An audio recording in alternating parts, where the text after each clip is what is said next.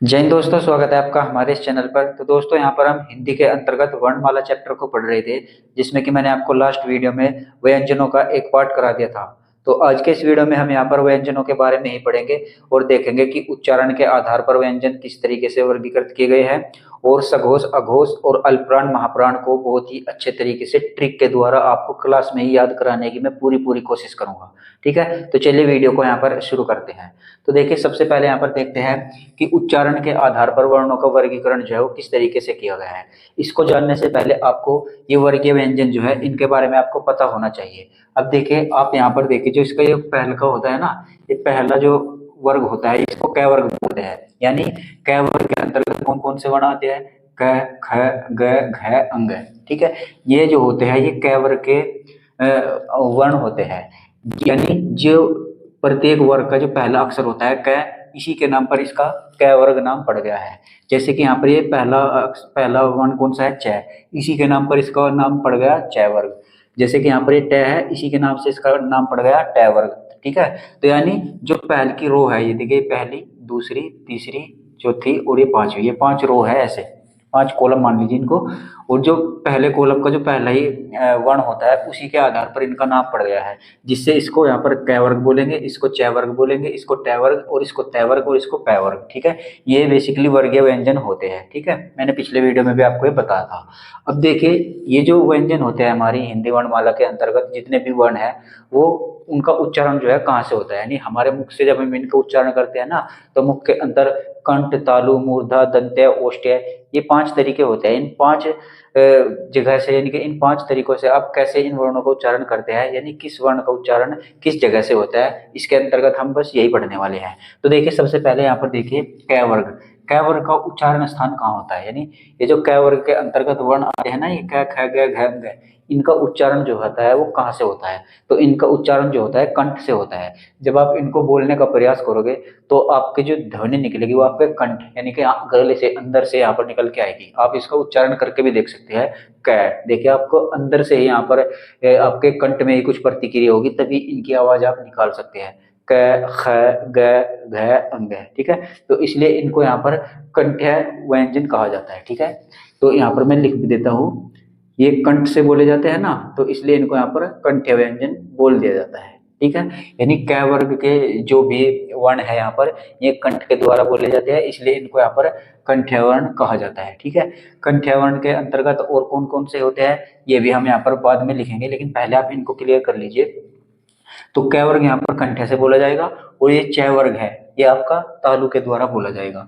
जब ये तालु के द्वारा बोला जाता है तो इनको यहाँ पर ये जो होते हैं च, छ, ज, झ, अ, इनको यहाँ पर तालव्य वर्ण कहा जाता है। ठीक है, क्योंकि ये तालु के द्वारा उच्चारित होते हैं, तो इनको बोल देते हैं यहाँ पर तालव्य। मैं यहाँ पर लिख देता हूँ तालव्य। ठीक है, ये हो गया आपके तालव्य वर्ण। ठीक है, च वर्ग आपका क्या हो गया? तालव्य वर्ण। ठीक है, ऐसे यहाँ पर आपका ट वर्ग है। ट वर्ग आपका क्या हो जाएगा? मूर्धन्य वर्ण। ठीक है, ये ट वर्ग के अंतर्गत जितने भी वर्ण आते हैं ना, ये ट, ठ, ड, ढ, अण, ये आपके मूर्धन्य वर्ण हो जाते हैं। तो मैं यहाँ पर लिख देता हूँ मूर्धन्य। मूर्धन्य क्यों कहते हैं? क्योंकि यहाँ पर मूर्धा के द्वारा उच्चारित होते हैं, इसलिए इनको यहाँ पर मूर्धन्य वर्ण कहा जाता है। ठीक है, ऐसे यहाँ पर होता है आपका त वर्ग।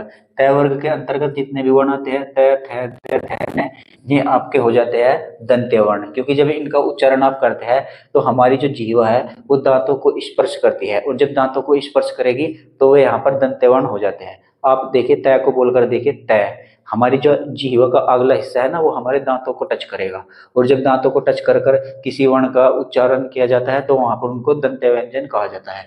जैसे कि थ को भी बोलेंगे तो इसमें भी हमारी जीभ जो है दांतों को टच करेगी। त, थ, द, ध, न, इन सभी में यहाँ पर हमारी जीवा जो है वो दांतों को टच करते हैं, इसलिए इनको दंत्य व्यंजन बोला जाता है, क्योंकि ये दांतों की सहायता के द्वारा बोले जाते हैं।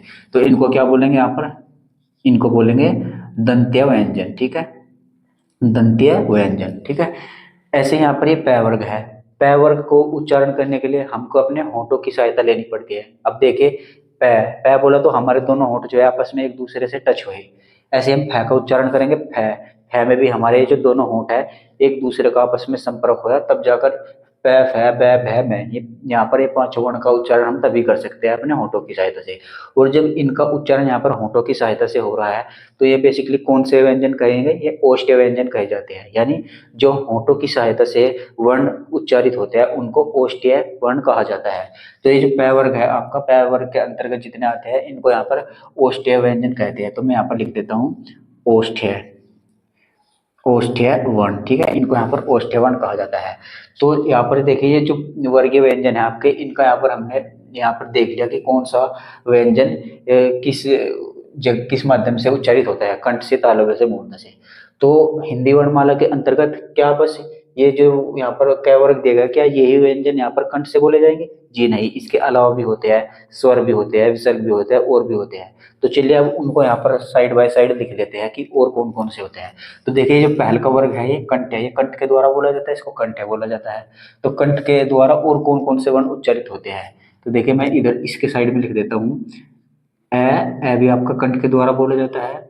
आ, ये भी आपका कंठ के द्वारा बोला जाता है, ए आ, और एक हो जाता है आपका है, ठीक है, ये है हल वाला है, ए आ है, और एक हो जाता है आपका विसर्ग, ठीक है। ये विसर्ग होता है ना, किसी शब्द के अंत में लगता है विसर्ग, या कहीं पर भी लग जाता है, बीच में भी, अंत में भी, बेसिकली इसको विसर्ग बोला जाता है। तो देखिए विसर्ग, ये यानी विसर्ग है, आ, ए, इनका उच्चारण भी आपका कंठ के द्वारा होता है, इसलिए इनको भी यहाँ पर कंठ्य वर्ण कहा जाता है, ठीक है, ये आपको ध्यान रखना है। ठीक ऐसे यहाँ पर आपका तालव्य, तालव्य से और कौन कौन से वर्ण होंगे जो तालव्य के द्वारा उच्चारित होंगे, तो इसमें भी यहाँ पर लिख लीजिए, छोटी ई, बड़ी ई, और एक एक हो जाएगा आपका यह, और एक हो जाएगा ये बड़ा श, ठीक है। ये आपके तालव्य के द्वारा उच्चारित होते हैं, ठीक है। मैं देखिए कंठ के सामने मैंने यहाँ पर ये कंठ वाले लिख दिए, तालव्य के सामने मैंने यहाँ पर तालव्य लिख दिए, ठीक है। अब यहाँ पर देखिए मूर्धन्य, मूर्धन्य के द्वारा कौन कौन से वर्ण उच्चारित होते हैं, इनसे अलग ये तो होते ही है, इनसे अलग जो होते हैं वो यहाँ पर इनके साइड में लिख रहा हूँ। तो देखिए ये हो जाते हैं आपका रे, री, और ये होगा आपका षटकोण वाला सा है, ठीक है, रे री से, ठीक है, रे री से, ये तीनों भी यहाँ पर आपके मूर्धन्य के द्वारा उच्चारित होते हैं। उसके बाद यहाँ पर दंत, दंत के द्वारा और कौन से वर्ण होंगे, तो देखिए ल और से, और ये हो जाएगा ज। तो ये तीनों वर्ण भी यहाँ पर दंत के द्वारा उच्चारित होते हैं। अब कुछ लोगों के मन में ये डाउट आना चाहिए कि ये जो ज है, ये ज तो यहाँ पर आपका तालव्य के द्वारा उच्चारित होता है, तो आपने इसको यहाँ पर दंत के अंतर्गत क्यों लिख दिया? तो उनको लिए मैं बता दूं, ये जो ज है ये बेसिकली ये वाला ज नहीं है। अब यहाँ पर गौर करेंगे, इसके यहाँ पर देखें नीचे नुक्ता लगा हुआ है, तो ये जो नुक्ता लगा हुआ है इनको यहाँ पर नई विकसित ध्वनियां बोला जाता है। ये अरबी फारसी के शब्दों से यहाँ पर हिंदी में आई है। तो ये जो है ये वाला नहीं है, ये इससे अलग है, ठीक है। ये नई विकसित ध्वनियां 5 होती है, कौन कौन सी होती है मैं अभी आने वाले वीडियो में, इसी वीडियो में आपको क्लियर करूंगा, और इनसे शब्दों में कैसे अर्थ बदल जाता है इनका प्रयोग होने से, वो सब कुछ हम आगे डिटेल में जरूर जानेंगे। तो बस अब आपको यहाँ पर ध्यान ये रखना है कि ये वाला जय और ये वाला जय, ये दोनों एक नहीं है, अलग अलग है। ये वाला जय है ये तो आपका तालव्य के द्वारा ही उच्चारित होगा, लेकिन अगर ये नुक्ते वाला जय है ये आपका दंते के द्वारा बोला जाता है, ठीक है। उसके बाद आ जाते हैं यहाँ पर ओष्ठ्य, ओष्ठ्य में यहाँ पर ये पै वर्ग तो उच्चारित होता ही है, इसके अलग यहाँ पर देखिए ये 2 स्वर भी होते हैं, उ और ऊ, ठीक है, ये भी आपके ओष्ठ्य के द्वारा ही उच्चारित होते हैं, होठों के द्वारा। देखिए ऊ बोल रहे हैं ना, तो हमारे होठों की मदद लग रही है, होठ गोल हो जाते हैं, ठीक है। तो इसलिए इनको वृत्ताकार भी बोलते हैं, वृत्ताकार स्वर, मैंने पीछे वीडियो में, स्वर वाले वीडियो में आपको इनके बारे में बताया होगा, ठीक है। तो ये छोटा ऊ, बड़ा ऊ, ये आपके ओष्ठ्य वर्ण होते हैं, ठीक है। अब यहाँ पर देखिए इससे अलग भी कुछ उच्चारण स्थान होते हैं, वो देख लीजिए। यहाँ पर ये हो गया आपका नासिक्य, ठीक है, यानी कंठ, तालु, मूर्धा, दंत और ओष्ठ्य के अलग, ओष्ठ्य से अलग जो उच्चारण स्थान होता है वो एक नासिक्य होता है। इसमें बेसिकली नाक से हवा निकलती है, जब किसी इन वर्णों का उच्चारण होता है ना, तो नाक से और मुख से दोनों से वायु निकलती है। यानी कहने का मतलब यह है नाक की सहायता भी यहाँ पर ली जाती है नासिक्य व्यंजनों का उच्चारण करते समय, इसलिए उच्चारण के स्थान पर नासिक्य व्यंजन ये आपके 5 हो जाते हैं। देखिए अंग, अय, अण, न, मैं, ये बेसिकली नासिक्य व्यंजन आपके होते हैं, नासिका के द्वारा बोले जाते हैं। ये वाला जो 5वां ग्रुप है ना, 5वां कॉलम, ये आपका नासिक्य व्यंजन ही होता है, ठीक है। उसके बाद यहाँ पर होता है कंठोष्ठ, कंठ ओष्ठ। अब देखिए कंठोष्ठ जो है ये कैसे बना है, कंठ प्लस ओष्ठ, यानी कि कंठ और ओष्ठ दोनों को मिलाकर बना है। यानी इसके द्वारा जो कोई वर्ण उच्चारित हो गए उनमें यहाँ पर कंठ से भी बोला जाएगा और होंठों के द्वारा भी बोला जाएगा। कंठ मतलब गला, ओष्ठ माने होंठ। तो देखिए इसमें दो वर्ण आते हैं, ये ओ और औ, ये आपके कंठोष्ठ होते हैं। अब ये कंठोष्ठ क्यों होते हैं इसके बारे में देख लीजिए, इधर मैं लिख देता हूँ। जैसे कि ये आपका ओ है, ये ओ जो है ये इसका निर्माण कैसे हुआ है, ओ का निर्माण कैसे हुआ है। तो देखिए ओ का निर्माण जो हुआ है वो हुआ है आपका ए प्लस उ, ए प्लस उ बराबर क्या हो जाएगा ओ। ये आपका इसका निर्माण ऐसे हुआ है। तो ए का उच्चारण स्थान कहाँ है, ए का उच्चारण स्थान होता है कंठ। भाई यहाँ पर देखिए कंठ वाला की यही तो है ना, कंठ वाली रो, कंठ वाली रो में यहाँ पर देखिए ए है, यानी ए का उच्चारण जो होता है वो कंठ के द्वारा होता है। तो यानी कि ये तो आपका कंठ हो जाएगा, ठीक है, ये आपका कंठ हो जाएगा। प्लस और ऊ का उच्चारण स्थान कहाँ है, तो देखिए इसमें देखिए यहाँ पर ऊ का उच्चारण स्थान आप यहाँ पर देखेंगे ओष्ठ है, यानी ऊ का जो उच्चारण होता है वो होठों के द्वारा होता है, इसलिए इसको ओष्ठ बोलते हैं, ठीक है, ओष्ठ। और इन अब इन दोनों को मिलाकर क्या बन जाएगा, कंठ ओष्ठ। इन दोनों के मेल से ही तो ओ बना है और इन दोनों के मेल से यहाँ पर कंठोष्ठ बन जाएगा, कंठोष्ठ, ठीक है, इसलिए इनको यहाँ पर कंठोष्ठ वर्ण बोला जाता है। तो बेसिकली ये दो है, ओ और औ, इन दोनों का निर्माण ऐसे ही हुआ है, तो इनको यहाँ पर कंठोष्ठ वर्ण बोला जाता है। कैसे बोला जाता है, क्यों बोला जाता है, इसके बारे में मैंने यहाँ पर आपको डिस्क्राइब कर दिया है। इसके बाद एक यहाँ पर होता है उच्चारण स्थान कंठ तालव्य। तो देखिए कंठ तालव्य से आप क्या निष्कर्ष निकालेंगे, कंठ का मतलब गले से बोला जाएगा और तालव्य का मतलब यहाँ पर देखिए तालव्य के द्वारा भी ये बोला जाएगा। तो कंठ और तालव्य दोनों के द्वारा ही जो वर्ण उच्चारित होंगे उनको कंठ तालव्य कहा जाएगा। अब जैसे कि यहाँ पर देखिए छोटी ए और बड़ी ए, ठीक है, ए और आई, ए आई बोलते हैं ना इनको, ये आपके कंठ तालव्य व्यंजन होते हैं, यानी सॉरी व्यंजन नहीं, कंठ तालव्य वर्ण होते हैं, ठीक है। तो कंठ तालव्य वर्ण कौन से होते हैं, ए और आई। अब ये कंठ तालव्य क्यों होते हैं, तो देखिए इनका निर्माण भी आप देखेंगे कि इनका निर्माण कैसे हुआ है, तो आपकी समझ में आएगा कि इनको कंठ तालव्य क्यों बोला जाता है। जैसे कि यहाँ पर देखिए ए का निर्माण कैसे हुआ है, भाई संयुक्त स्वर है ना ये, तो इसका निर्माण कैसे हुआ है, तो इसका निर्माण हुआ है आपका ए धन ई, ए धन ई, इन दोनों से मिलकर आपका क्या बना है, ये ए बना है, ठीक है। अब ए कहाँ से बोला जाता है, ए कंठ से बोला जाता है, ठीक है। अभी मैंने आपको ऊपर बताया, देखिए ए का उच्चारण जो होता है वो कंठ के द्वारा होता है, तो यहाँ पर हमने कंठ लिख दिया।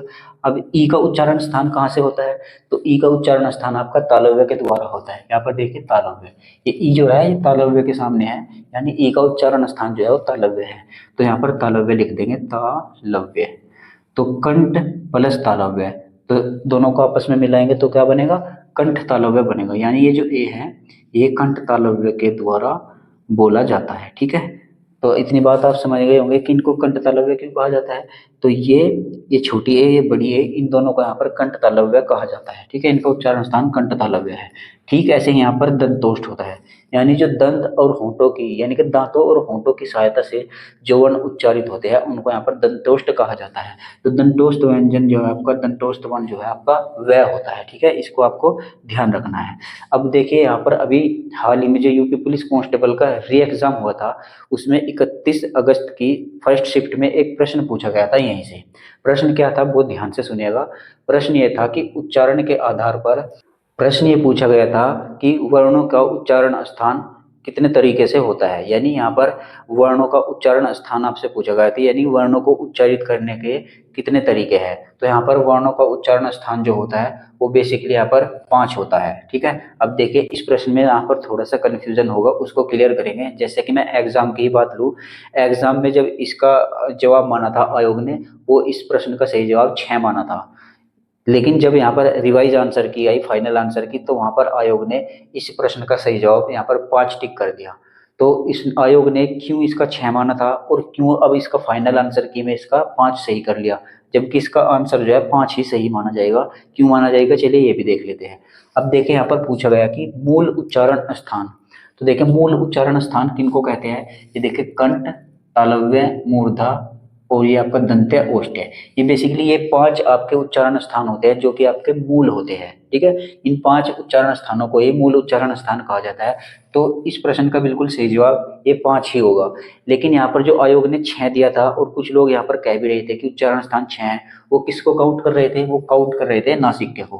क्योंकि देखिए कंठ, तालु, मूर्धन्य, दंत्य, ओष्ठ, इनसे तो उच्चारण यहाँ पर वर्ण होते ही है, लेकिन नासिक्य के द्वारा भी यहाँ पर कुछ वर्णों का उच्चारण किया जाता है, इसलिए छठा जो है आपका वो नासिक्य को माना जाता है। लेकिन नासिक्य अगर इसमें मानते तो इस प्रश्न का जवाब सही होना चाहिए था, लेकिन आयोग ने इस प्रश्न का जवाब 5 ही माना है। तो आयोग अपनी जगह सही है, उसने 5 माना है, बिल्कुल सही माना है। लेकिन तो फिर जब आयोग ने इसका 5 माना है तो ये नासिक्य जो है इसमें मूल उच्चारण स्थानों में काउंट क्यों नहीं होता? तो ये क्यों नहीं होता इसके बारे में थोड़ा सा समझ लीजिए।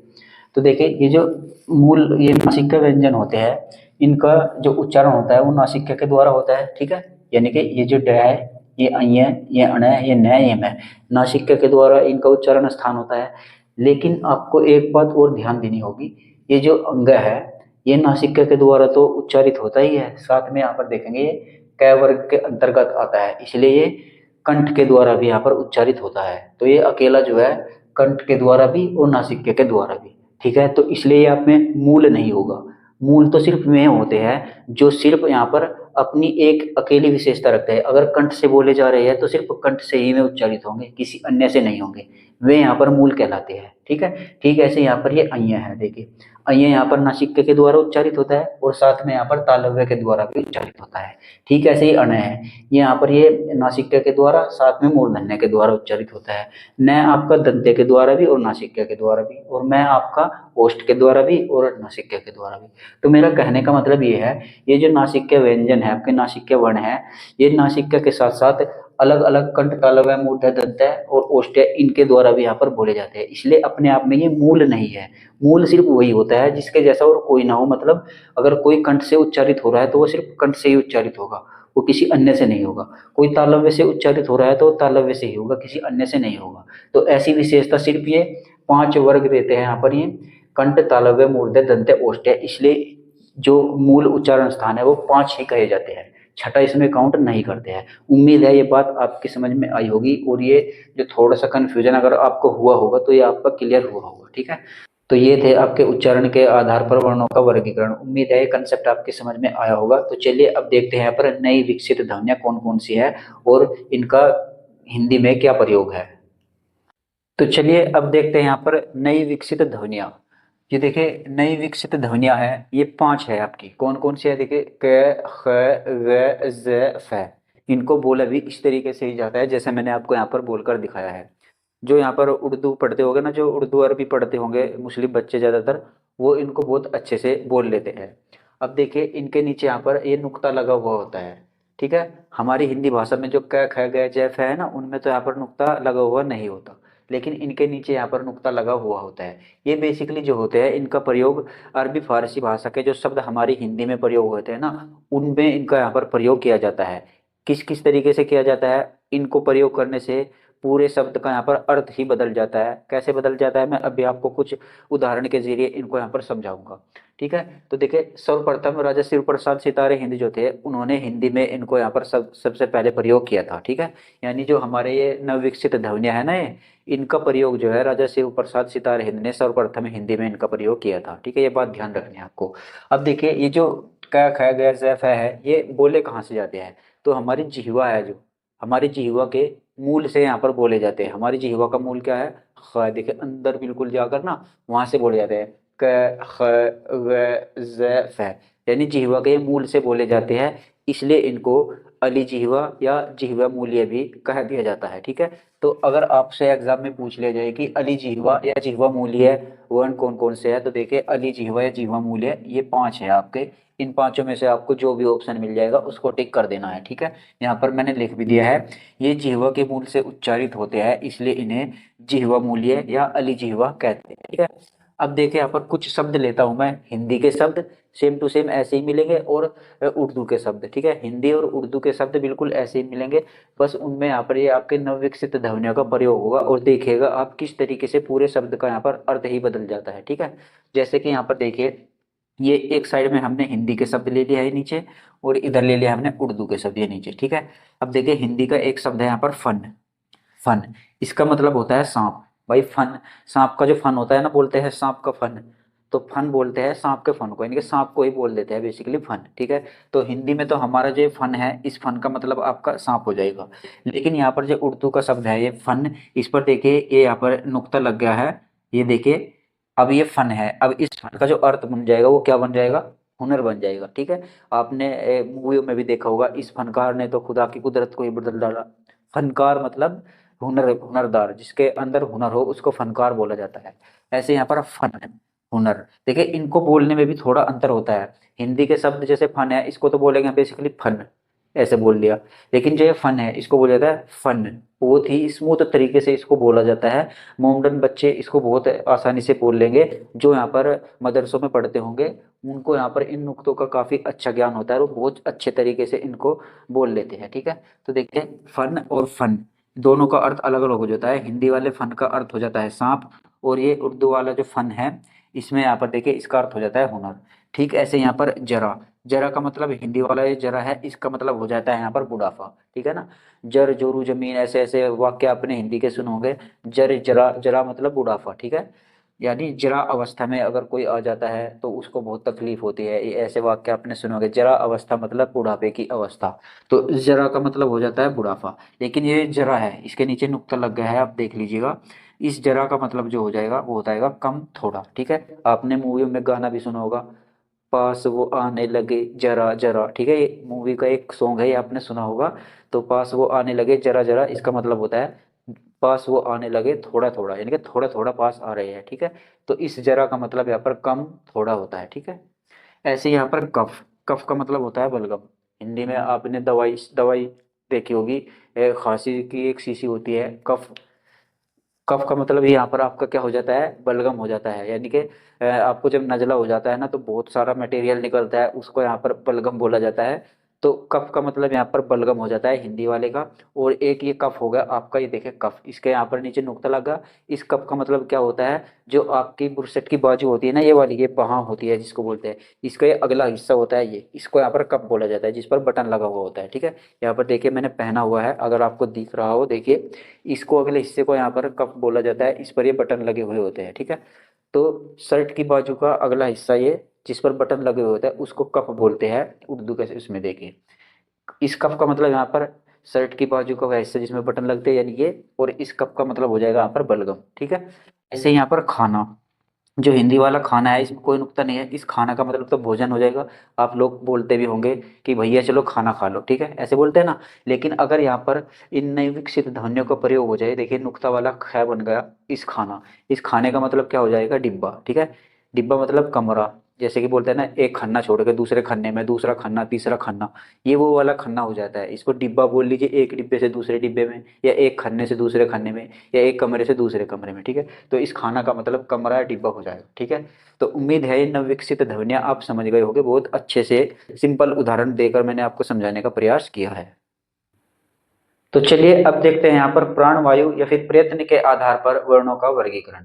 तो देखिए प्राण वायु या प्रयत्न के आधार पर वर्णों का वर्गीकरण दो तरीके से करते हैं, जिसमें आपका एक हो जाता है अल्प प्राण और एक हो जाता है महाप्राण। तो अल्प प्राण की यहाँ पर देखिए हम हेडिंग डाल लेंगे यहाँ पर अल्प प्राण, ठीक है। आप भी अपनी कॉपी में लिख लीजिएगा, अन्यथा मैं आपको नोट्स तो दे ही दूंगा। अल्प प्राण, ठीक है। अल्प प्राण क्या होता है, इसकी परिभाषा देख लीजिए यहाँ पर। जिन व्यंजनों जिन व्यंजनों को जिन व्यंजनों को बोलते समय जिन व्यंजनों को बोलते समय जिन व्यंजनों को बोलते समय कम श्वास का प्रयोग हो, कम श्वास श्वास का प्रयोग प्रयोग हो। जिन व्यंजनों को बोलते समय या जिन व्यंजनों को उच्चारित करते समय कम श्वास का प्रयोग हो, उनको यहाँ पर अल्पप्राण कहते हैं। कम श्वास का प्रयोग हो, उन्हें उन्हें अल्पप्राण कहते हैं। अल्पप्राण कहते हैं, ठीक है, उन्हें अल्पप्राण कहते हैं। यानी ऐसे व्यंजन जिनको उच्चारित करते समय, जिनको बोलते समय कम श्वास हमारे मुख से निकले, उनको अल्पप्राण कहते हैं। अब ये कौन कौन से होते हैं, इनको याद करने की ट्रिक भी आप देख लीजिएगा, पहले आप समझ लीजिएगा ये होते कौन कौन से हैं। तो देखिए प्रत्येक वर्ग का पहला, तीसरा और पांचवा, प्रत्येक वर्ग का पहला, तीसरा और पांचवा वर्ण यहाँ पर अल्पप्राण होते हैं। और उच्छिष्ट ड भी यहाँ पर आपका अल्पप्राण होता है, और सभी स्वर भी यहाँ पर आपके अल्पप्राण होते हैं। और इनकी टोटल संख्या कितनी होती है, इनकी कुल संख्या, इनकी कुल संख्या, इनकी कुल संख्या भी लिख लीजिएगा। बाकी बाकी आगे आपको देखे मैं जादू करके दिखाऊंगा आप किस तरीके से याद करेंगे। इनकी कुल संख्या 31 है। ठीक है, अब कौन कौन से हैं चलिए एक बार इस तालिका के में हम यहाँ पर नजर लगाते हैं। तो देखिए जो तालिका होती है इनको वर्गीय व्यंजन बोलते हैं। इनको लिखने का तरीका इस तरीके का होता है। अब देखिए इसमें ये पहला होता है, ये दूसरा होता है, ये तीसरा होता है, ये चौथा और ये पांचवा। ठीक है, इस तरीके से देखिए 5 लाइन है ना ये ऐसे। ठीक है, ये 5 रो है ऐसे। तो देखिए प्रत्येक वर्ग का, ये आपके वर्गीय व्यंजन है ना, ये पहला वर्ग, ये दूसरा वर्ग, ये तीसरा वर्ग, चौथा, पांचवा। ठीक है, ये वर्ग होते हैं आपका क वर्ग, च वर्ग, ट वर्ग, त वर्ग, प वर्ग। तो प्रत्येक वर्ग का पहला, तीसरा और पांचवा, पहला कौन सा ये वाला, तीसरा कौन सा ये वाला और पांचवा, यानी प्रत्येक वर्ग का पहला अक्षर यानी कि क, च, ट, त, प, ये आपका अल्पप्राण होगा। तीसरा प्रत्येक वर्ग का तीसरा व्यंजन ग, ज, ड, द, ब, ये आपका अल्पप्राण होगा। ठीक है, और प्रत्येक वर्ग का पांचवा, पांचवा कौन सा हो जाएगा ड, य, ण, न, म। ठीक है, तो इस तरीके से ये आपके प्रत्येक वर्ग का पहला, तीसरा और पांचवा वर्ण आपका अल्पप्राण होता है। जैसे कि मैं यहाँ पर आप लिखना चाहो तो आप इसको लिख भी सकते हैं। चलिए मैं यहाँ पर लिख ही देता हूँ, इसको भी यहाँ पर लिख लीजिए। वैसे तो आपको ये नोट्स में बिल्कुल सब चीज लिखी हुई मिलेगी। प्रत्येक प्रत्येक वर्ग का पहला, तीसरा और पांचवा, प्रत्येक वर्ग का पहला, तीसरा और पांचवा वर्ण आपका अल्पप्राण होता है। अल्पप्राण, अल्पप्राण होता है। ठीक है, प्रत्येक वर्ग का पहला, तीसरा और पांचवा, इस तरीके से ये आपके अल्पप्राण होते हैं और इनकी संख्या टोटल 31 होती है, ये मैंने आपको बता ही दिया। तो चलिए अब इनको यहाँ पर याद करने की एक ट्रिक भी देख लीजिए। ठीक है, वैसे आप देख लीजिएगा पहले वर्ण में आपके कितने हो जाएंगे, देखिए 5, और तीसरे में कितने हो जाएंगे, ये भी 5 हो जाएंगे, और तीसरे में भी, पांचवें में भी आपको 5 हो जाएंगे, यानी कि 5 का 5, 5 दूनी 10, 5 दिया 15, 15 तो इनके हो गए भाई, 5 तो इसके हो गए, 5 तीसरे वाले के हो गए और 5 इसके वाले हो गए। ठीक है, इसी के साथ में यहाँ पर अंतस्थ व्यंजन भी होते हैं। अंतस्थ व्यंजन, अंतस्थ व्यंजन भी आपके अल्पप्राण होते हैं। अंतस्थ व्यंजन कौन कौन से होते हैं, यह, र, ल और वह। ठीक है, ये भी आपके अंतस्थ व्यंजन आपके अल्पप्राण होते हैं। और इसी के साथ होता है एक आपका उच्छिप्त व्यंजन। उच्छिप्त कौन सा होता है, उच्छिप्त व्यंजन। उच्छिप्त व्यंजन कौन से वाला, दोनों नहीं, उच्छिप्त व्यंजन के बारे में मैंने आपको पिछले वीडियो में बहुत डिटेल में बताया था। उच्छिप्त व्यंजन दो होते हैं जिनको द्विगुण व्यंजन भी बोलते हैं। तो एक उच्छिप्त व्यंजन यानी कि ये वाला, इसके नीचे यहाँ पर बिंदी लगी हुई होती है। ठीक है, तो यहाँ पर उच्छिप्त व्यंजन ये वाला और अंतस्थ व्यंजन ये, और 5 5 आपके ये हो गए। तो टोटल यहाँ पर ये आपके 31 होने चाहिए। तो चलिए देखते हैं ये आपके 31 होते हैं या कुछ रह गया है। अगर रह जाएगा तो उसको भी देखेंगे। तो देखिए प्रत्येक वर्ग का पहला, तीसरा और पांचवा, 5 का 5, 5 दूनी 10, 5 ते 15 और 5 चौक 20, यानी कि 4 ये और 1 ये, इतने यहाँ पर 20 ही हुए हैं। तो बाकी के 31 होने थे और कहाँ गए, तो और कहीं नहीं गए। और यहाँ पर जितने भी आपके स्वर होते हैं इसको भी लिख लीजिए, सभी सभी स्वर। ठीक है, सभी स्वर ये भी आपके अल्पप्राण होते हैं। सभी स्वर अल्पप्राण, अल्पप्राण होते होते हैं। ठीक है, तो सभी स्वर यानी कि हिंदी वर्णमाला में कितने स्वर है, 11, यानी कि टोटल 11 के 11 स्वर यहाँ पर आपके अल्पप्राण होते हैं। तो अब देख लीजिए इनको काउंट करके 31 हुए हैं या नहीं।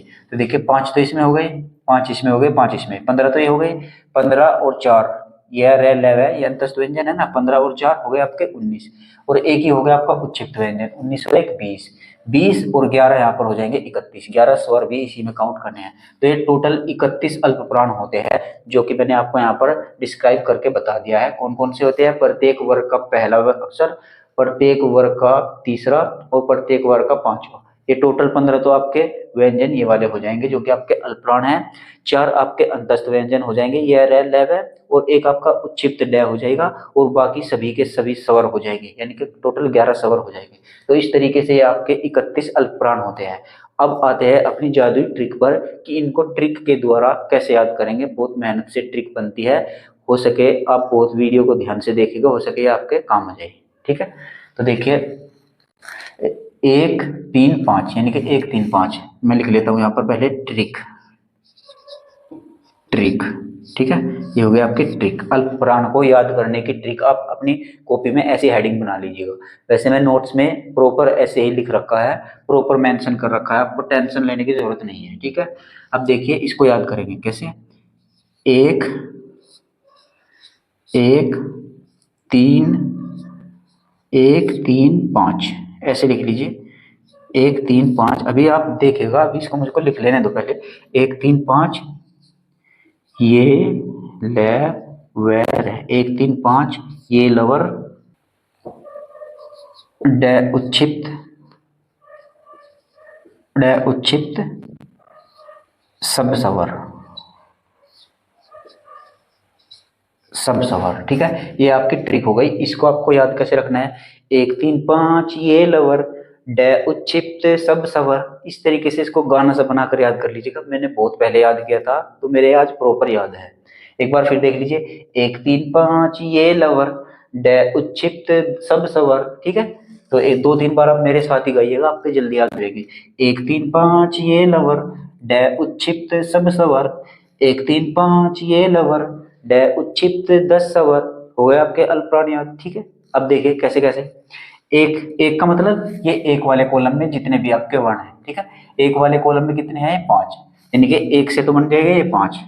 ठीक है, फिर आपका तीन, तीन वाले कॉलम में कितने हैं, 5। तो एक, तीन, 5 में, यानी कि एक में 5, तीन में 5 और 5 वाले में भी 5। इसको भी यहाँ पर 5 लिख लीजिए। तो एक, तीन, 5, ये लवर, ये लवर का मतलब अंतस्थ व्यंजन होते हैं ना आपके। अंतस्थ व्यंजन कौन कौन से होते हैं, ये RLF है। ठीक है, सीधे सीधे आपको ये याद हो जाएंगे इसी से। ये लवर का मतलब ये 4 आपके अंतस्थ हो जाएंगे। ठीक है, ये लवर, ये ले वे रे। मैं आपको ये लवर करके लिखवा दिया है अंतस्थ व्यंजनों। ठीक है, और ये आपका डे, बेसिकली डे एक आपका ये भी होता है और एक ये भी होता है। ये उच्छिष्ट वाला डे यहाँ पर है, ये वाला नहीं है। ठीक है, वाला तो यहाँ पर आपका काउंट हो ही गया है इसमें, किसमें, ये तीसरे वाले कॉलम में। ठीक है, ये तो आपका काउंट हो ही गया है, लेकिन ये डे उच्छिष्ट वाला है। ठीक है, तो ये डे उच्छिष्ट का कितना हो जाएगा, एक इसका हो जाएगा। और सब स्वर मतलब वर्णमाला में जितने भी स्वर है, 11 स्वर है, इन 11 स्वरों को आप ऐसे देख लीजिएगा। ठीक है, तो अब देख लीजिएगा। 5 एकम 5, 5 दूनी 10, 5 तिक 15, 15 और 4 19 और 1 20 और 11 31। हो गए आपके टोटल 31 अल्पप्राण। और ट्रिक से आपके बहुत अच्छे से याद भी हो गए होंगे। तो एक बार फिर से इस ट्रिक को मेरे साथ दोहराइएगा। एक, तीन, 5, ये लवर डे उच्छित 10 सवर। ठीक है, इस तरीके से आप इसको उठते बैठते चलते फिरते गुनगुनाएगा ना, बहुत अच्छे से आपके सभी याद हो जाएंगे। ठीक है, और ये टेबल तो आपके दिमाग में फिट होनी ही चाहिए। अगर आप पहली बार हिंदी पढ़ रहे हैं तो थोड़ा सा टाइम लगेगा, लेकिन अगर आपने बचपन में भी एकना और एकाम छोटी इमली पढ़ रखे हैं तो आपके दिमाग में पहले से ही फिट होंगे यार, इनको याद करने में दिक्कत थोड़ी होगी। ठीक है, तो ये आपको बस इस तरीके से अल्पप्राण को याद करना है। ये बेसिक डिटेल लिखी है। टोटल 31 अल्पप्राण होते हैं, कौन कौन से होते हैं ट्रिक मैंने आपको बता दी। ठीक है, अब आते हैं यहाँ पर महाप्राण। महाप्राण को भी आप इसी तरीके से याद करने वाले हैं ट्रिक के द्वारा। ठीक है, तो चलिए महाप्राण को भी देख लेते हैं। तो देखिए अब यहाँ पर देखते हैं महाप्राण। महाप्राण की आप हेडिंग डाल लीजिएगा, महाप्राण। तो महाप्राण कौन कौन से होते हैं, पहले तो इसके बारे में थोड़ी सी परिभाषा लिख लीजिए, क्योंकि आपके UPSI और ये UPSSC में एग्जाम होते हैं ना, इनमें कभी कभी आपसे परिभाषा ही पूछ ली जाती है। तो देखिए, जिन व्यंजनों को उच्चारित करते समय, जिन व्यंजनों जिन व्यंजनों को उच्चारित करते समय या बोलते समय, जिन व्यंजनों को बोलते समय जिन व्यंजनों को बोलते समय अधिक अधिक अधिक मात्रा अधिक मात्रा में श्वास श्वास निकलती हो। तो जिन व्यंजनों को बोलते समय अधिक श्वास निकलती हो, श्वास कहाँ से निकलेगी भाई, मुंह से ही तो निकलेगी भाई। मुंह से ही तो हम इनका उच्चारण करेंगे। जब मुंह से उच्चारण करेंगे तो इनको बोलते समय मुंह से हमारे हवा, यानी कि मुंह से हमारे वायु ज्यादा मात्रा में निकलती है, तो उनको यहाँ पर हम महाप्राण कहते हैं। ठीक है, इन्हें महाप्राण कहते हैं। ठीक है, आपको नोट्स में वैसे ये सब कुछ लिखा हुआ मिल जाएगा। अब देखिए किन किन को महाप्राण कहते हैं। अल्पप्राण में तो हमने यहाँ पर देख लिया 1, 3, 5, तो बाकी कौन कौन से बचे, इसको हटा दीजिए, ये हटा दीजिए। 1, 3, 5 तो आपके अल्पप्राण हो गए, और बचे कौन कौन से आपके 2, 4, यानी कि ये वाला बच गया दूसरा और ये बच गया चौथा। तो प्रत्येक वर्ग का दूसरा वर्ण, यानी कि ख, छ, ठ, थ, फ, ये आपका महाप्राण हो जाएगा। और ये प्रत्येक वर्ग का चौथा अक्षर, यानी कि ये, ठीक है। प्रत्येक वर्ग का दूसरा और चौथा, देखो भाई पहला वर्ग ये होगा क्या वर्ग, इसमें कौन सा है, ये दूसरा, और ये चौथा। दूसरा वर्ग हो गया आपका च वर्ग, इसमें आपका ये दूसरा कौन सा होगा, छ, और ये छ। फिर आपका ये तीसरा वर्ग है कौन सा, ट वर्ग, इस ट वर्ग में आपका दूसरा कौन सा होगा, ये होगा, और चौथा कौन सा होगा, ये होगा, देख लीजिए। ऐसे ही आपका ये त वर्ग है, इस त वर्ग में आपका दूसरा कौन सा होगा, थ, और चौथा कौन सा होगा, ध, ठीक है। ऐसे ही आपका ये प वर्ग है, प वर्ग में दूसरा कौन सा वर्ण है, फ है, और चौथा कौन सा है, भ है। तो इस तरीके से आपको ध्यान रखना है। तो प्रत्येक वर्ग का मैं लिख देता हूं यहाँ पर, प्रत्येक प्रत्येक वर्ग प्रत्येक वर्ग का दूसरा और चौथा, ठीक है, दूसरा और, इसको फोर देख लीजिए, दूसरा और चौथा वर्ण, दूसरा और चौथा वर्ण महाप्राण कहलाता है, महाप्राण कहलाता है, ठीक है। आप जैसे लीजिए कहलाता है, ठीक है। दूसरा और चौथा हो गया। फिर आगे आपके हो जाते हैं ऊष्मीय व्यंजन। ऊष्मीय व्यंजन कौन कौन से होते हैं, ऊष्मीय व्यंजन, ऊष्मीय व्यंजन। तो ऊष्मीय व्यंजन भी यहाँ पर लिख लीजिए, ये हो जाएगा आपका स, फिर एक हो जाएगा श, और ये एक षटकोण वाला स, और ये आपका हो जाएगा है, ठीक है। ये आपके ऊष्मीय व्यंजन होते हैं, इनकी संख्या 4 है। तो ये देखिए 4 ऊष्मीय व्यंजन हो गए, और 5 ये आपके दूसरे वर्ग में हो गए, और ये 5 आपके चौथे वाले कॉलम में हो गए, ठीक है। तो 5 और 5 10 और 4 14, और इनकी टोटल संख्या है आपकी 15। एक रह गया, कौन सा रह गया, उच्छिप्त ड़, ठीक है। उच्छिप्त ड़ तो आपका उसमें हो गया था अल्पप्राण में, और उच्छिप्त लिख देता हूं मैं यहाँ पर, उच्छिप्त उच्छिप्त अढ़, ये आपका होगा अढ़, जिसके नीचे बिंदी होती है, ये उच्छिप्त व्यंजन होते हैं, एक ही होगा आपका, ठीक है। तो इनकी कुल संख्या कितनी हो गई, महाप्राण की 15, और अल्पप्राण की संख्या कितनी थी, 31। इसमें कौन कौन से आते हैं, प्रत्येक वर्ग का दूसरा और चौथा, दूसरे कौन कौन से है, ये वाले, और चौथा कौन कौन से है, ये वाले, ठीक है। प्रत्येक वर्ग का दूसरा और चौथा व्यंजन, जिनकी संख्या यहाँ पर 5 5 10 हो जाएगी। और उसमें व्यंजन होते हैं आपके 4, श है, यानी कि तीनों श और है, ठीक है। और एक आपको हो जाता है उच्छिप्त अड़, उच्छिप्त अड़ तो आपका अल्पप्राण में हो गया, और उच्छिप्त अड़ आपका ये हो जाएगा एक, ये आपका हो जाएगा महाप्राण में, ठीक है। तो इस तरीके से इनकी कुल संख्या, आप देखिए कुल संख्या भी लिख लीजिए, कुल संख्या जो है इनकी वो आपकी 15 हो जाएगी, ठीक है। 15 आपने गिनी ली, 5 ये हो गए, 5 ये 10, और 4 उसमें व्यंजन, और एक ये 15। अब आते हैं इनकी ट्रिक को याद करने की, तो ट्रिक देख लेते हैं इनकी क्या है। ट्रिक लिख लीजिए, ट्रिक 2 4 उष्मा, 2 4 उष्मा ढक्कन, ठीक है। तो ये एक बेसिकली मैंने सॉन्ग के तरीके से एक लय बनाकर, एक तुक मिलाकर इनके यहाँ पर ट्रिक बनाई है। आप जैसे गाना गाते हैं ना, इस तरीके से इनको 10 से 12 बार बोलेंगे तो ये आपके याद हो जाएंगे। अब देखिए 2 4 उष्मा ढक ढक्कन, 2 4 उष्मा ढक ढक्कन, 2 से तो मतलब ये 2 कॉलम के अंदर जितने हैं, तो 2 कॉलम के अंदर कौन कौन से हैं, ख छ ठ थ प, इनकी संख्या कितनी है, 5, ठीक है। ऐसे ही 4 कॉलम के अंदर, 4 कॉलम के अंदर भी 5 है, इनकी संख्या भी यहाँ पर 5 हो जाएगी, ठीक है। तो 2 4 उष्मा, उष्मीय व्यंजन कितने हैं, उष्मा से बन जाएगा आपका उष्मीय व्यंजन, उष्मीय व्यंजन आपके 4 है, ठीक है। 2 4 उष्मा ढक ढक्कन। अब ढक ढक्कन क्या है, ये आपका उच्छिप्त अड़ है, ठीक है। इसको आपको ये वाला मत समझ लेना, ठीक है, बस ये आपको ध्यान रखना है उच्छिप्त वाला। अब देखिए 2 4 तो उष्मा होती है, उसको हमको ढक्कन से ढकना पड़ता है भाई। उष्मा जो होती है ना, जैसे अब कोई बर्तन मान लीजिए, उसको हमने चूल्हे पर रख रखा है, उसमें नीचे हमने आग जला रखी है, पानी उबल रहा है, और उसमें से उष्मा निकल रही है, ठीक है।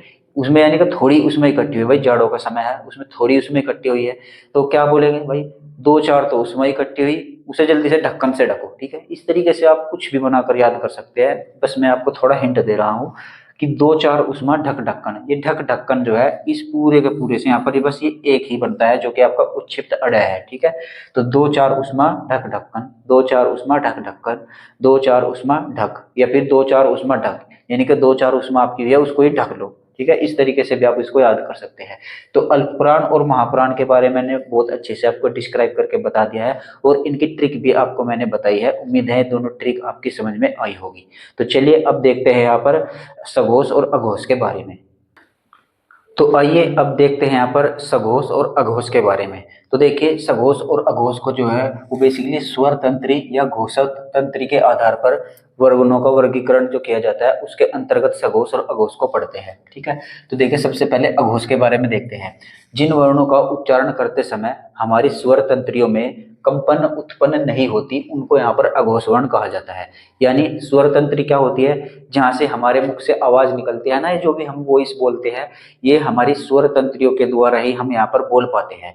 तो ये जो स्वर तंत्री होती है, जब हम कोई भी कुछ वर्णों का उच्चारण करते हैं तो उसमें यहाँ पर इनमें कंपन उत्पन्न होती है जो हमारी स्वर तंत्री होती है, और कुछ वर्ण ऐसे होते हैं जिनको बोलते समय उनमें कंपन उत्पन्न नहीं होती। तो इसी आधार पर यहाँ पर हमने ये मतलब विद्वानों ने इसका यहाँ पर वर्गीकरण किया है कि जिसको हम सघोष और अघोष के अंतर्गत पढ़ते हैं। ठीक है, तो देखिए यहाँ पर अघोष के बारे में यहाँ पर बताया, जिन वर्णों का उच्चारण करते समय स्वर तंत्रियों में कंपन उत्पन्न नहीं होती उनको यहाँ पर अघोष वर्ण कहते हैं। अब ये कौन कौन से होते हैं, तो देखिए प्रत्येक वर्ग का पहला और दूसरा वर्ण। तो प्रत्येक वर्ग का पहला और दूसरा वर्ण जानने के लिए आपको उधर टेबल में आना होगा। प्रत्येक वर्ग कौन से होते हैं आपके, ये वाले आपके वर्ग होते हैं। ठीक है, तो प्रत्येक वर्ग का पहला और दूसरा वर्ण जो होता है वो आपका अघोष होता है। जैसे कि ये पहला वर्ग होगा प्रत्येक वर्ग का, एक कै होगा, च ट त प। जब हम इनको उच्चारित करते हैं, इनको बोलते हैं, तो हमारी स्वर तंत्रियों में कंपन उत्पन्न नहीं होती। बेसिकली हम इनको बोलेंगे क ख। लेकिन जब हम इन दो से आगे बढ़ जाते हैं, तीसरा चौथा पांचवा बोलेंगे, तो देखिए ग, ऐसी कुछ मोटी सी आवाज होगी, यानी कि कुछ कंपन के द्वारा बोलेंगे, आपकी आवाज थोड़ी सी वाइब्रेशन मोड में यहाँ पर निकलती है। ठीक है, तो पहले के दो है जो क ख छ छ ट ठ थ थ प फ, ये आपके अघोष है, और जो बाकी के पीछे के हो जाएंगे ये आपके सघोष हो जाएंगे। इनके बारे में आपके आगे अभी बात करूंगा। तो पहले यहाँ पर अघोष के बारे में देखते हैं। प्रत्येक वर्ग का पहला और दूसरा वर्ण अघोष होता है, और इसी के साथ यहाँ पर स जो होते हैं हमारे तीन स होते हैं, एक ये बड़ा स, एक ये छोटा स और एक षटकोण वाला स। ये तीनों स भी यहाँ पर आपके अघोष वर्ण के अंतर्गत ही आते हैं। ठीक है, तो यहाँ पर टोटल जो संख्या हो जाती है इनकी अघोष की, यहाँ पर टोटल 13 संख्या हो जाती है। यहाँ पर देखिए लिख भी रखा है मैंने, प्रत्येक वर्ग का पहला और दूसरा वर्ण और तीनों स, यानी कि स और ये षटकोण वाला स। तो टोटल कितनी होगी, 13 संख्या। भाई पहले वर्ग का तो यहाँ पर 5 ही हो जाएंगे, दूसरे के हो जाएंगे 5 ही हो जाएंगे, टोटल 10 तो यही हो गए, और 3 आपके ये 6 हो जाएंगे। तो 10 और 3 13, इसलिए इनकी कुल संख्या यहाँ पर 13 हो जाती है अघोष वर्णों की। ठीक है, अब अगर आप इनको ट्रिक के द्वारा याद करना चाहे तो यहाँ पर एक ट्रिक भी है, इसको भी आप याद रख सकते हैं। 1 2 3 सह, 1 2 3 सह, 1 2 3 सह, ये ऐसे भी कर सकते हैं। 1 2 3 सह, 1 2 3 सह। 1 2 का मतलब हो जाएगा एक वर्ग के एक कॉलम के अंतर्गत, 2 का मतलब हो जाएगा 2 कॉलम के अंतर्गत जो आएंगे।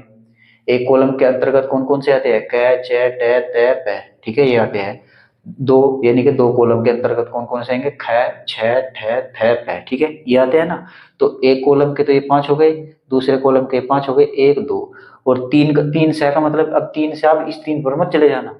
3 सह का मतलब होता है, इसको आपको एक साथ मिलाकर पढ़ना है, 3 सह। और आपको अच्छी तरह से मालूम है हमारी वर्णमाला में 3 सह होते हैं, एक बड़ा सह, एक छोटा सह और एक षटकोण वाला सह। तो इन तीनों सह को आपको ध्यान रखना है। ट्रिक बस आपको ये रखनी है, अघोष मतलब 1 2 3 सह, 1 2 3 सह, ये आपकी अघोष की ट्रिक हो गई। ठीक है, आइए अब देखते हैं यहाँ पर सघोष के बारे में। सघोष जिसको घोष भी बोला जाता है, सघोषवर्ण या घोषवर्ण किनको बोला जाता है, जिन वर्णों का उच्चारण करते समय हमारे स्वर तंत्रियों में कंपन उत्पन्न हो जाती है उनको यहाँ पर सघोष या फिर घोषवर्ण कह दिया जाता है। भाई इन शुरू के 2 कॉलम थे, इनमें तो यहाँ पर स्वर तंत्रियों में कोई भी कंपन नहीं हो रही थी, लेकिन ये बाद के 3 4 5 ये वाले हैं, ये 3 वाले कॉलम में, 4 वाले कॉलम में और 5 वाले कॉलम में, इनको उच्चारित करते समय, इनको बोलते समय हमारी जो स्वर तंत्रियां है उनमें कंपन उत्पन्न होती है। ठीक है, तो इनको भी आपको ध्यान रखना है। अब देखिए इनमें कौन कौन से होते हैं, प्रत्येक वर्ग का तीसरा, चौथा और पांचवा वर्ण।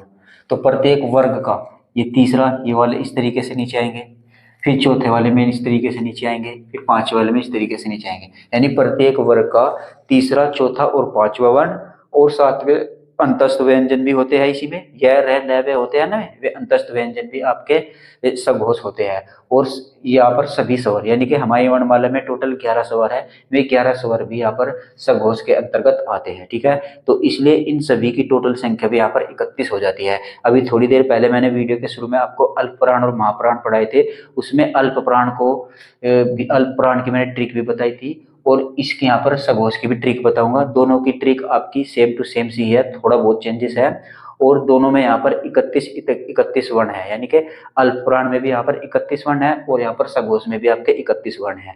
अब कौन कौन से हैं यहाँ पर, ये आपको मैं चलिए बता देता हूँ। प्रत्येक वर्ग का तीसरा, चौथा, पांचवा। भाई तीसरे में यहाँ पर देखिए ये 5 हो जाएंगे, एक ही होगा, एक ये, एक ये, एक ये, एक ये, ठीक है, यानी कि 5 हो जाएंगे। तो तीसरे के तो यहाँ पर ये 5 तो ये हो गए। फिर चौथे में भी ये 5 हो जाएंगे, चौथे में भी इस 5 को लिख लेंगे, फिर पांचवें में भी ये 5 हो जाएंगे। ठीक है, तो प्रत्येक वर्ग का तीसरा, चौथा और पांचवा, इनमें यहाँ पर 5-5 वर्ण है। और यहाँ पर सभी स्वर, वर्णमाला में सभी स्वर टोटल कितने हैं, 11 है, लिख लीजिए सभी स्वर। और साथ में अंतस्थ व्यंजन कितने हैं आपके, 4 है। अंतस्थ व्यंजन कितने हैं, 4 मैंने अभी आपको बताए थे, य र ल व, ये आपके अंतस्थ व्यंजन होते हैं। ठीक है, तो अब इनको देख लीजिए यहाँ पर टोटल गिनकर कि इनकी संख्या यहाँ पर 11 होती है या नहीं।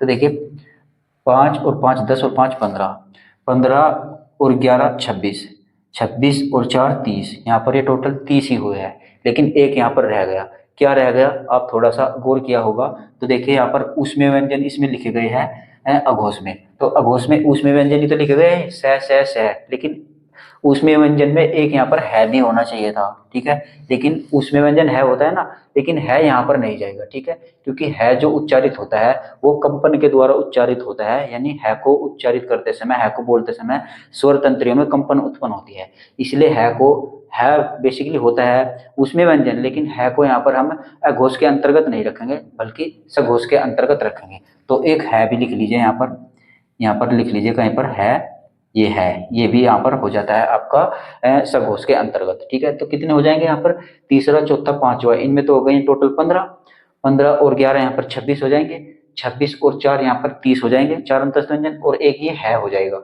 ये है आपका आपका सघोष व्यंजन होता है। ठीक है, तो है आपका सघोष व्यंजन होता है, इसलिए इनको टोटल मिलाकर इनकी संख्या कितनी हो जाती है, 31 हो जाती है।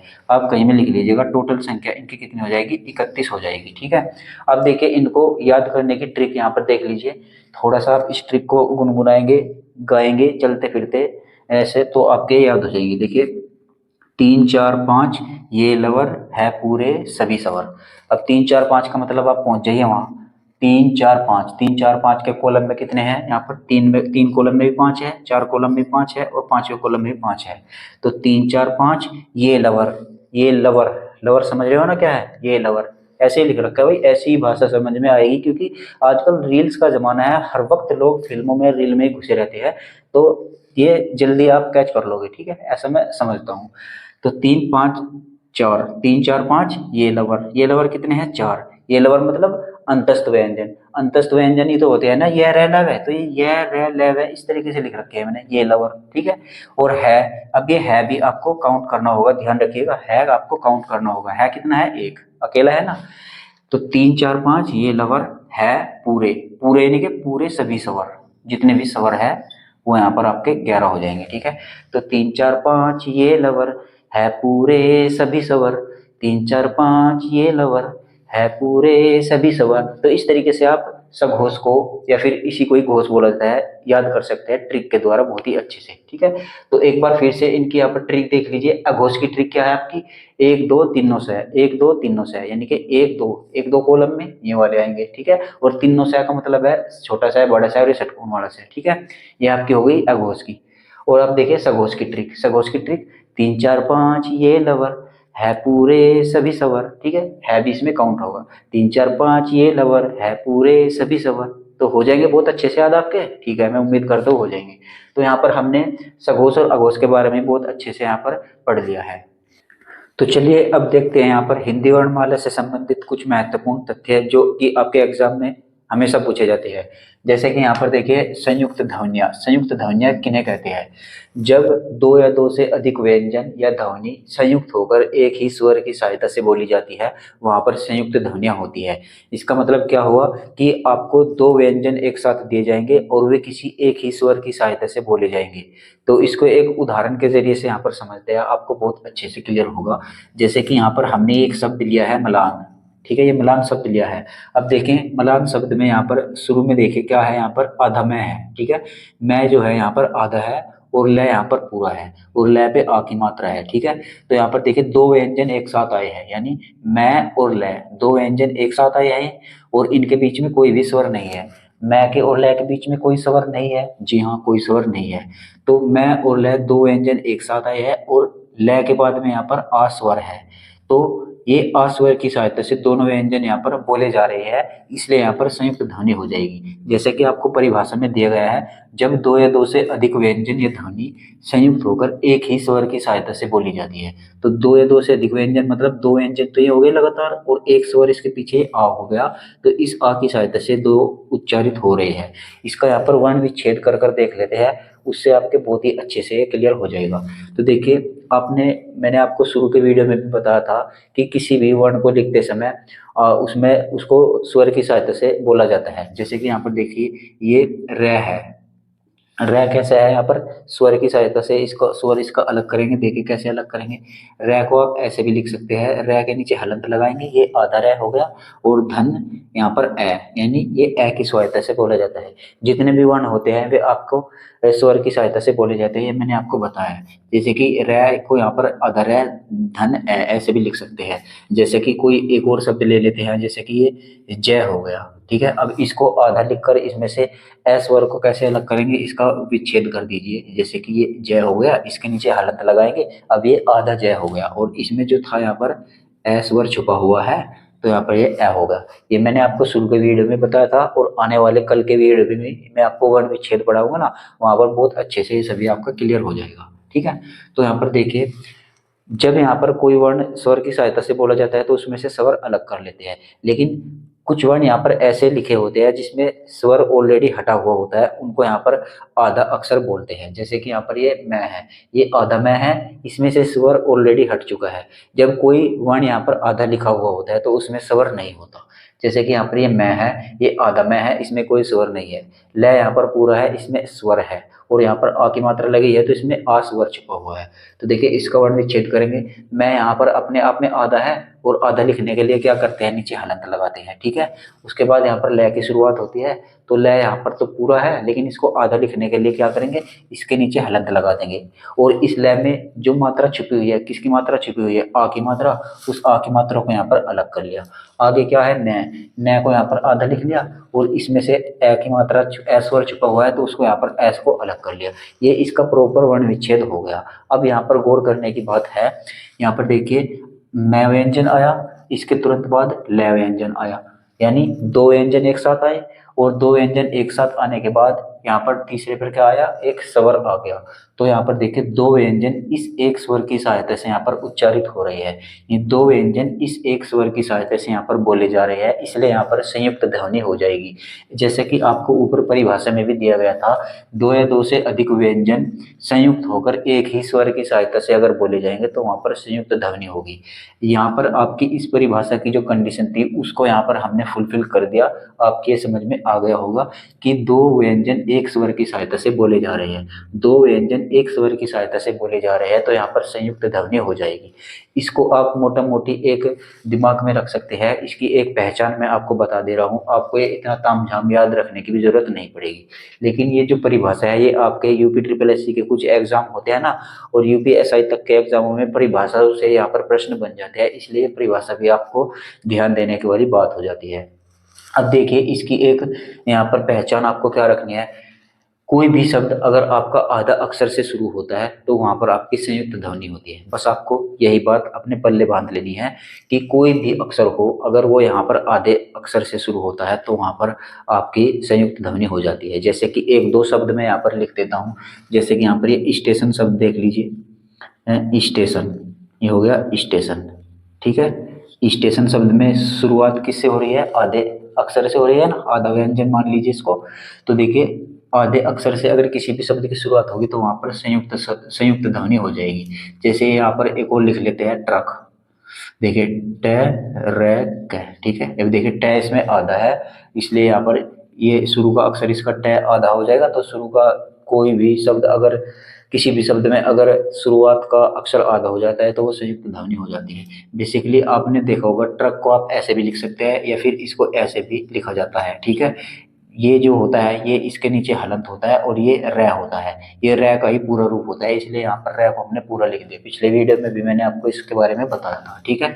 तो बस आपको यही बात ध्यान रखनी है कि किसी भी शब्द की शुरुआत अगर आधे अक्षर से होती है तो वहां पर आपका संयुक्त ध्वनि होती है, ठीक है। अब यहाँ पर देख लीजिए एक और होता है यहाँ पर संपृक्त ध्वनि। संपृक्त ध्वनि किसको कहेंगे, यहाँ पर देख लीजिए जब कोई आधा वर्ण किन्हीं दो व्यंजनों के बीच में आ जाए तो वहां पर आपकी संपृक्त ध्वनि होती है। यानी कोई भी आधा वर्ण किन्हीं दो व्यंजनों के बीच में आएगा तो वहां पर संपृक्त ध्वनि होगी। इसके लिए भी यहाँ पर थोड़ा सा उदाहरण के जरिए समझते हैं। अब देखिए यहाँ पर एक व्यंजन ये हो गया और एक व्यंजन ये हो गया, इन दो व्यंजनों के बीच ये आधा वर्ण यहाँ पर आ गया, ठीक है। दो वर्णों के बीच ये आधा व्यंजन आ गया तो यहाँ पर हो जाएगा ये आपका संपृक्त ध्वनि, ठीक है। यहाँ पर आपकी परिभाषा में भी यही बात कही गई है कि किन्हीं दो वर्णों के बीच कोई आधा वर्ण आ जाए तो वहां पर आपका संपृक्त ध्वनि हो जाती है। इसको आपको मोटा मोटी एक डेफिनेशन याद रखनी है, इसकी एक पहचान आप याद रख सकते हैं कि किसी भी शब्द के बीच में अगर कोई आधा अक्षर आ जाए तो वहां पर आपकी संपृक्त ध्वनि होती है, ठीक है। संयुक्त ध्वनि में तो हमने आपको क्या पहचान बताई कि किसी भी शब्द की शुरुआत अगर आधे अक्षर से हो तो वहां पर संयुक्त ध्वनि, और किसी भी शब्द में अगर बीच में आधा अक्षर आ जाए तो वहां पर आपका संपृक्त ध्वनि हो जाती है, ठीक है। इसके अन्य उदाहरण भी यहाँ पर देख लीजिए, जैसे कि बंदर। बंदर में देखिए ब और द के बीच में यहाँ पर आधा व्यंजन आ गया है, ठीक है, आधा वर्ण आ गया, ठीक है। तो बंदर। ऐसे यहाँ पर अंदर, दो वर्णों के बीच में यहाँ पर व्यंजन आता है वो भी आधा, तो यहाँ पर देखिए हो जाता है आपका संपृक्त ध्वनि। तो संयुक्त ध्वनि और संपृक्त ध्वनि आप समझ गए होंगे। अब यहाँ पर देखिए एक और होता है यहाँ पर युग्मक ध्वनियाँ। युग्मक ध्वनियों को ही यहाँ पर द्वितीय ध्वनियाँ भी कहा जाता है। मैं यहाँ पर लिख भी देता हूँ, वैसे तो मैं आपको इनके प्रॉपर हैंड रिटन नोट्स दूंगा जिसमें ये सब कुछ बहुत अच्छे से क्लियर शब्दों में लिखी हुई मिलेगी। द्वितीय ध्वनि, ठीक है, ये हो गया आपका द्वितीय ध्वनियाँ। यानी ये जो युग्मक ध्वनियाँ होती है इनको ही यहाँ पर द्वितीय ध्वनियाँ भी कहा जाता है। अब ये बेसिकली क्या होती है, तो देखिए युग्मक ध्वनियाँ जब किसी शब्द में एक ही वर्ण लगातार आए, और वो जो लगातार आएगा ना वो एक शब्द एक वर्ण तो होगा वो आधा और एक होगा यहाँ पर पूरा, तो वहां पर आपका द्वितीय या फिर युग्मक ध्वनियाँ होती है। जैसे कि यहाँ पर एक शब्द ले लेते हैं दिल्ली। अब देखिए इस दिल्ली में एक ही वर्ण दो बार आया, यानी कि ये ल जो है ये दो बार आया है, और ल जो है एक बार तो आधा आया है और एक बार पूरा आया है। तो यहाँ पर इसमें दिल्ली शब्द में क्या हो जाएगा आपका युग्मक ध्वनि हो जाएगा। तो यहाँ पर आपकी परिभाषा में भी यही बात कही गई है कि किसी शब्द में कोई एक ही वर्ण दो बार आएगा और एक वर्ण उसमें आधा होगा और एक वर्ण उसमें पूरा होगा, तो वहां पर आपकी युग्मक ध्वनियाँ होती है। जैसे कि मैंने दिल्ली वाला उदाहरण आपको बताया, ऐसे यहाँ पर बिल्ली हो जाएगा। ल दो बार आया है, एक बार आधा ल एक बार पूरा ल। ऐसे यहाँ पर देखिए तमन्ना। तमन्ना में भी देखिए न वर्ण आया है दो बार, और एक तो है यहाँ पर आधा न और एक है आपका पूरा न, यानी एक बार आधा वर्ण है एक बार पूरा वर्ण है। तो जब भी आधा वर्ण और पूरा वर्ण लगातार किसी शब्द में आए, दो बार आए, तो वहां पर आपकी युग्मक ध्वनियाँ या फिर द्वितीय ध्वनियाँ होती है। तो उम्मीद है ये तीनों यहाँ पर आप समझ गए होंगे। एक बार फिर से इनको रिकॉल कर लीजिए, इनकी मोटी मोटी परिभाषा या मोटी मोटी पहचान आप ध्यान रख सकते हैं। किसी भी शब्द की शुरुआत अगर आधे अक्षर से होती है तो वहां पर आपका संयुक्त ध्वनि होती है, और किसी भी शब्द में अगर आधा अक्षर बीच में आ जाता है तो वहां पर आपकी संपृक्त ध्वनि होती है, और किसी भी शब्द में कोई एक ही वर्ण लगातार दो बार आए और एक बार वो आधा हो और एक बार पूरा हो तो वहां पर आपका युग्मक ध्वनियाँ या फिर द्वितीय ध्वनियाँ होती है। तो उम्मीद है ये संयुक्त, संपृक्त और युग्मक ध्वनियों का कंसेप्ट आपकी समझ में आ गया होगा। तो अब देखते हैं यहाँ पर वर्तस्य व्यंजन। वर्तस्य व्यंजन किनको कहते हैं, देखिए इसके यहाँ पर पहले परिभाषा देख लीजिए। जिह्वा की नोक जब ऊपर के दांतों के ऊपरी हिस्से के संपर्क में आकर अंदर से आने वाली वायु को रोकती है तो जिन व्यंजनों का उच्चारण उस वक्त होता है उनको यहाँ पर वर्तस्य व्यंजन कहते हैं। यानी हमारी जिह्वा की नोक, ये आगे का हिस्सा जो है, जब ये ऊपर के जो दांत है, इसका जो ऊपरी हिस्सा होता है, यानी जहाँ पर ये मांस है हमारा दांतों के ऊपर ऊपरी हिस्से के, वहां पर जब ये टच होकर कोई व्यंजन बोले जाते हैं तो उनको यहाँ पर वर्तस्य व्यंजन कहते हैं। जैसे आप बोलकर देखिए न, न को बोलेंगे ना आप, वो जो ऊपर के दांत है हमारे, उस दांत के ऊपर के हिस्से पर हमारी जीभ की नोक लगेगी, और जब वहां पर हमारी जीभ की नोक लगेगी तो अंदर से जो हमारे वायु आएगी, वो जीभ हमारी उस वायु को यहाँ पर रोकने का प्रयास करेगी, और उस रोकने के प्रयास में ही इन व्यंजनों का यहाँ पर उच्चारण होता है। कौन कौन से व्यंजन है यहाँ पर देख लीजिए। ये है आपका न, ल, र, स, ज, ये आपके वर्तस्य व्यंजन हो जाते हैं, इनको आपको ध्यान रखना है। न, ल, र, स, ज, ये आपके वर्तस्य व्यंजन है। इनको आप याद कैसे रख सकते हैं? नल, रस, जय, इनको आप एक जगह मिला दीजिए, इसको बना दीजिए नल, नल में से निकलता है रस, नल, रस, जय, ऐसे याद रख सकते हैं। नल, रस, जय, ये आपके 5 व्यंजन हैं जो कि आपके वर्तस्य व्यंजन कहलाते हैं। उसके बाद कुछ महत्वपूर्ण बिंदु हैं यहाँ पर, उनको भी देख लीजिए। मात्रा के आधार पर स्वर मैंने आपको पहली वीडियो में बता दिए थे, 3 प्रकार के होते हैं मात्रा के आधार पर, ह्रस्व स्वर, दीर्घ स्वर और प्लुत स्वर, ठीक है। लेकिन उत्पत्ति के आधार पर अगर आपसे स्वर पूछे जाए तो 2 प्रकार के होते हैं। उत्पत्ति के आधार पर आपके स्वर जो होते हैं वो 2 प्रकार के होते हैं, ह्रस्व स्वर और दीर्घ स्वर, ठीक है। ये 2 ही प्रकार के यहाँ पर उत्पत्ति के आधार पर आपके स्वर होते हैं, और मात्रा के आधार पर 3 प्रकार के, उत्पत्ति के आधार पर 2 प्रकार के, ठीक है।